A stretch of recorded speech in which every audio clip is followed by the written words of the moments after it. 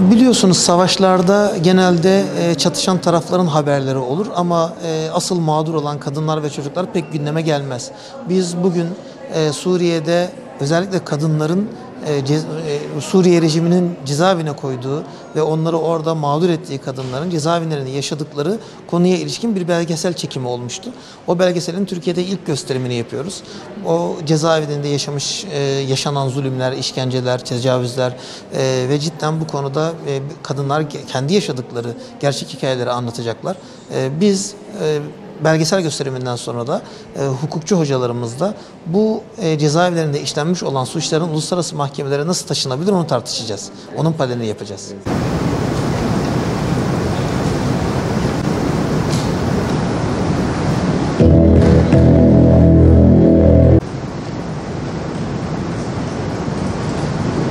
Bizzat Birleşmiş Milletler'e bağlı bir sürü insan haklarıyla zorlayamıyorlar rejimi çünkü arkasında Rusya gibi ciddi bir güç durduğu dayılarım, kuzenlerim ailece tutuklandık, dedem.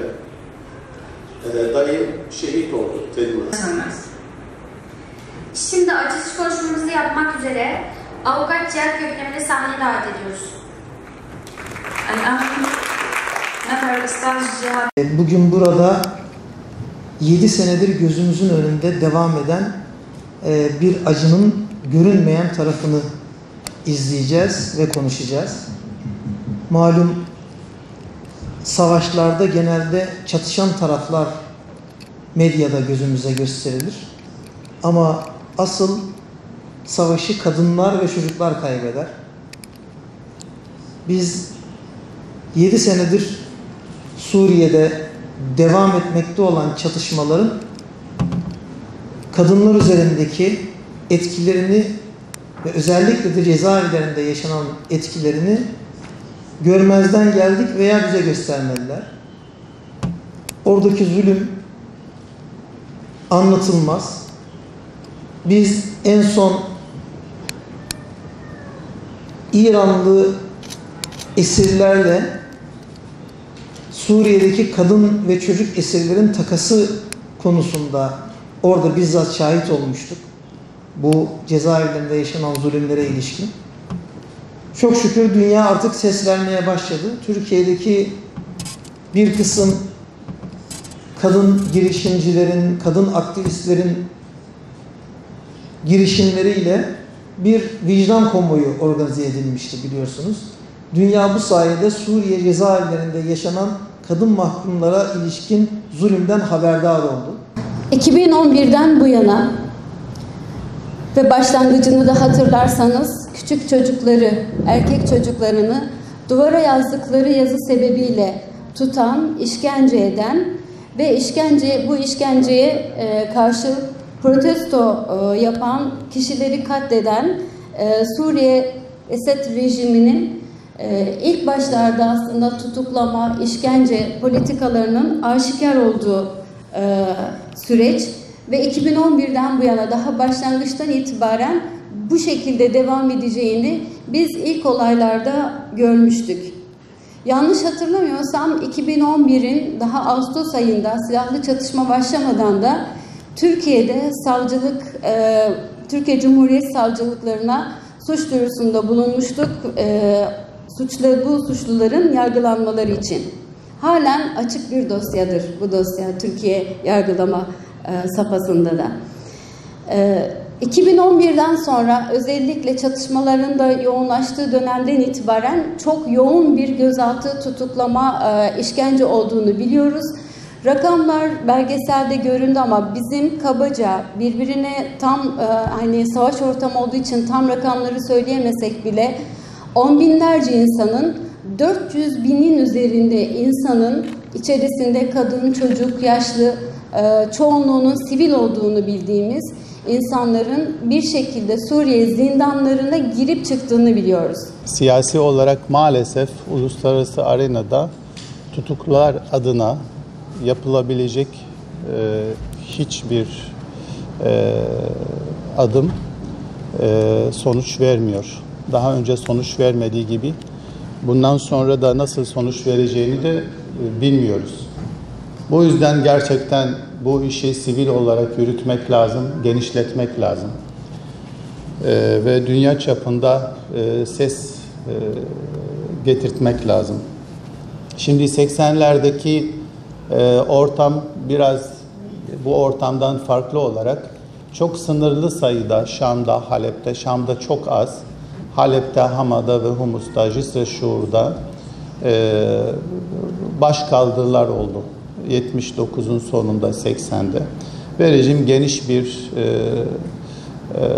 hamle başlattı muhaliflere karşı. En başta Müslüman kardeşler olmak üzere, fakat Komünist Parti de bu muhalefete katıldı. Bazı liberaller de muhalefete katıldı. Bunların çoğunu aynı şekilde benzer şartlarda tutukladı. Ben de şahsen o zaman 14 yaşındaydım. Babamın faaliyetleri yüzünden, kendisi tabip hareketinin başında, doktorlar hareketinin başındaydı.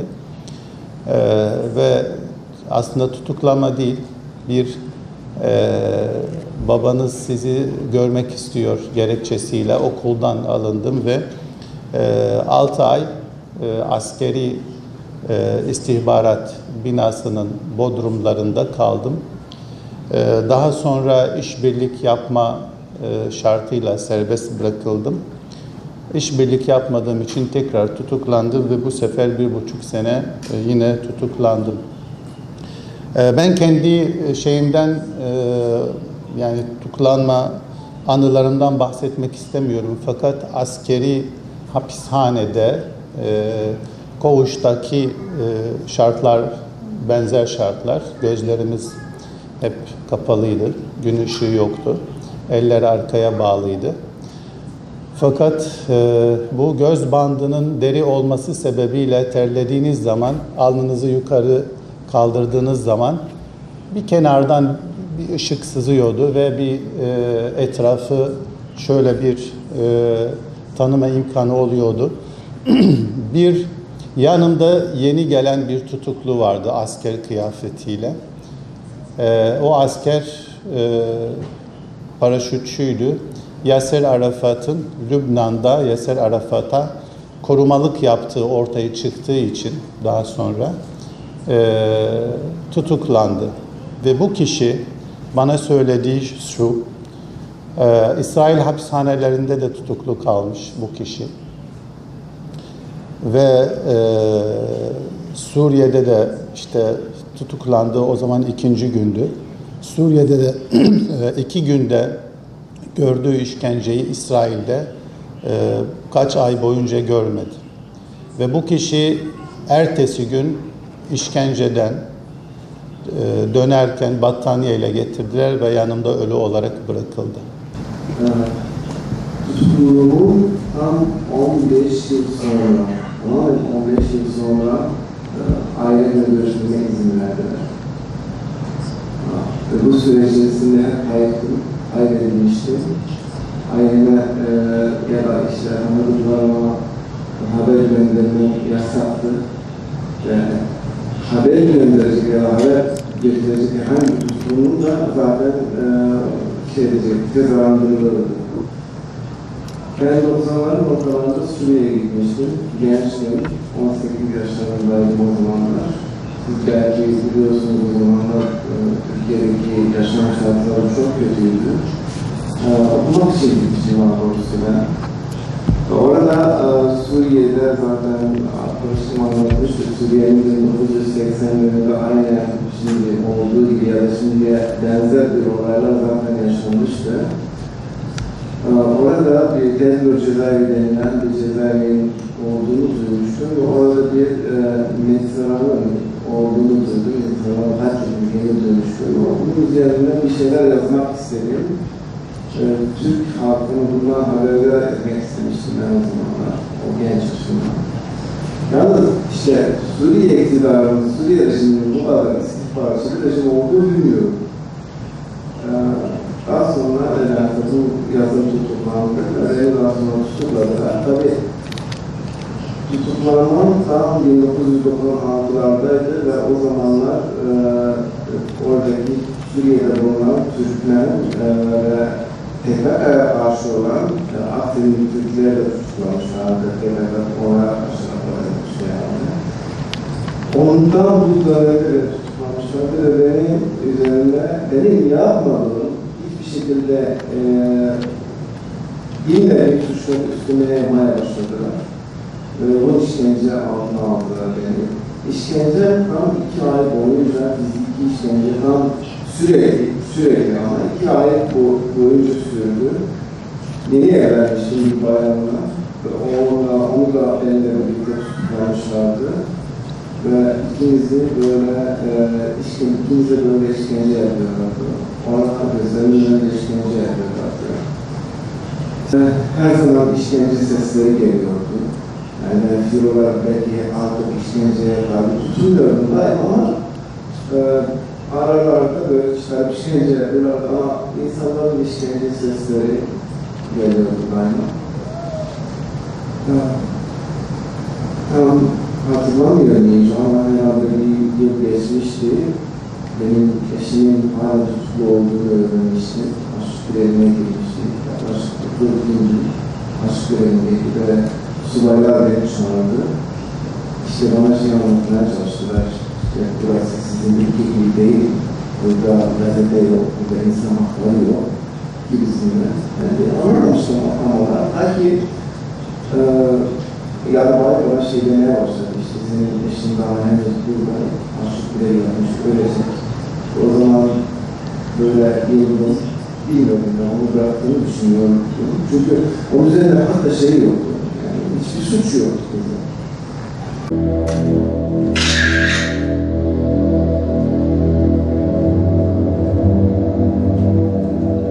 أنا ظليت 13 شهر بسجن المسجد الشام ما شفت الشمس أبدا كنت بمكان تحت الأرض يعني كان ضوء الشمس بالنسبة لي صار ترف يعني صار شيء ما متعود عليه أبدا ظليت أكثر من دقيقتين ما أقدر أفتح عيوني أبدا يعني خصوصا عم يوجعوني ما أقدر أفتح وأروح أطلع على الضوء أبدا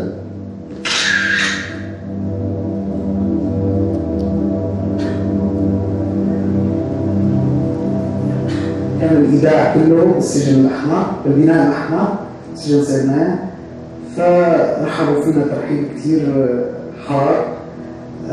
بعد ما أكلنا قتل وكثير فتشنا على السطح ووزعونا على المنفردات. إجا رئيس الدولية ونزلنا نفسه المساعد صار يقول لا هذا الإيداع إيداع على الأبيض، على البناء الأبيض. لبسونا بوضعهم طلعوا هنا، طلعونا وأخذونا على البناء الأبيض، البناء الأبيض كمان تم الترحيب فينا على تكنولوجيا ونزلونا على الجناح الأمني اللي هو تحت الأرض وقعدت 2 و20 يوم تقريبا 2 و10 أيام ل 22/8/2013 طلبني القاضي الأول بمحكمة الإرهاب.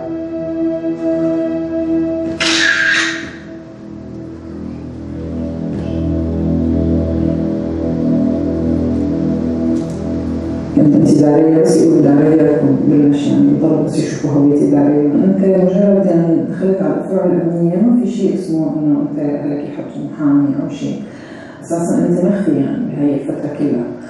فبشكل فعلي حتى نحن غير مسموح لنا ندخل بأسمائنا يعني كل المعتقلين بيدخلوا بأرقام. واللي أسوأ من هيك إنه بيحطوا مخبرين ما بيننا داخل الزنزانة اللي هي زنزانة مترين قاعدين فوق بعض فيها. بهذا المكان اللي كثير هو ضيق انت دوبك يعني عم تلقط الهواء لحتى تقدر تتنفس وممنوع ينزك تقدر تذكر اسمك لانك انت برقم لانه هن بدهم يعتموا عليك لحتى يعرفوا انت موجود بهذا المكان في حق اطلاع من الزنزانة.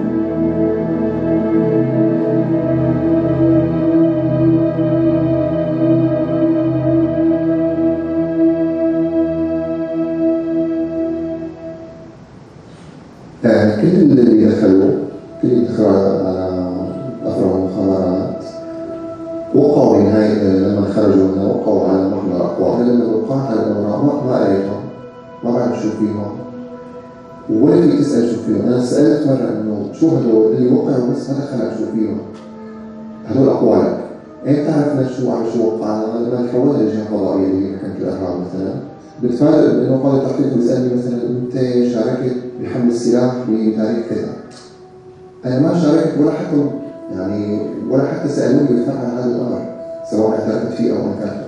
أنا ما سألت عنه، بس خلص مسجل بالضبط الواقع اللي قال أنت واصل عن أقوالك، كنا نفصل بس الواقع، أنت واصل عن أقوالك.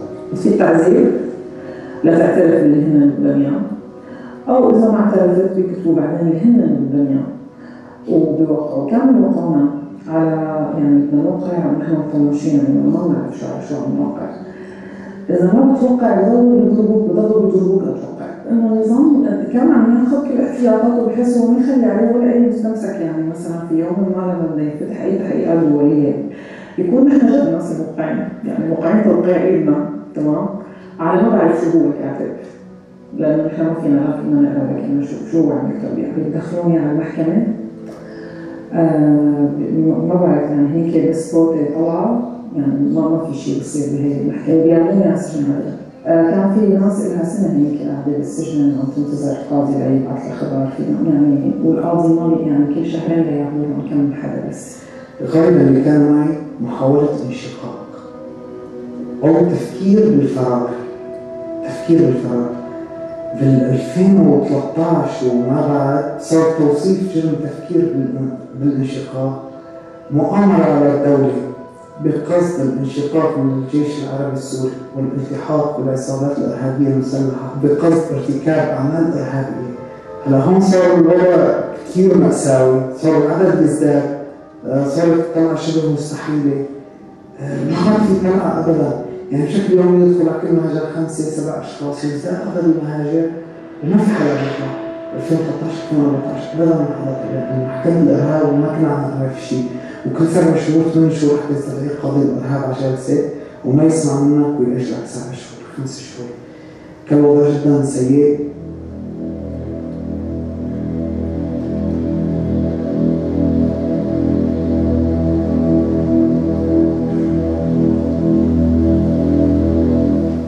أنا حاولت إني أسعى على أن نعمل إضراب بالسجن هذا بعد فترة 5 شهور ما كان يستدعي القاضي فيها ولا حدا. ضلينا 3 أيام أضربين وكان عميل بالسجن عم يجني يعني بهي اللحظة إنه ما ناخذ أكل، ما نفوت أي أكل ولا على السجن، يفتحوا باب السجن كذا ما حدا يقدر ياخذ.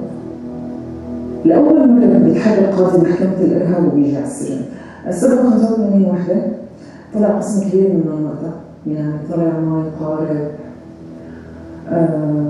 في حوالي 70. يعني كان عدد كثير كبير اللي طلع، وكانت وقتها جد فرحة كبيرة لأنه كان فترة طويلة ما عم يستدعوا أي أحد. وأنا كمان كنت من اللي طلعوا، يعني القاضي تركني براءة، بس كان أنا اسمي محطوط بالمبادرة، هي اللي محطوط أسمائهم بالمبادرة وأخذوهم على فرع عن الدولة. أنا مثلا توجهت بتهمة تمويل الإرهاب بالمحكمة من صدر في الحكم. كنت واقف أمام القاضي، الجلسة اللي كانت جلسة دفاع وأنا كنت بدأت كل المبررات اللي بتثبت إني أنا ما أريد التمويل. فهو لما وقفت قدام القاضي قال لي باسم الشعب العربي السوري قررت المحكمة بإجماع عام، وحكم المحكمة من البداية 15 سنة بعدين نزل الحدود ل 14.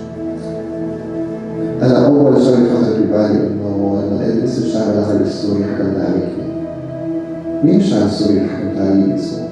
كان جدا صادم الحكم بالنسبة لي، وبنفس الوقت كان أرحم من كثير أحكام، لأني اليوم اللي نزلت فيه على المحكمة أنا كان في ناس حكموا بالإعدام، في ناس حكموا بالسجن المؤبد. محكمة الإرهاب ليست هي فرع أمني آخر صراحة، بس من نوع آخر عم ياخذ تغطية قانونية كمان، إنه يعني دوليا يكون إنه النظام السوري هو عم يستخدم محاكمات لحتى يحكي. فهي محكمة الإرهاب أكثر من صورة يعني وواجهة، وما يحركها يعني وراءه هو كل الأفرع الأمنية والشبيحة.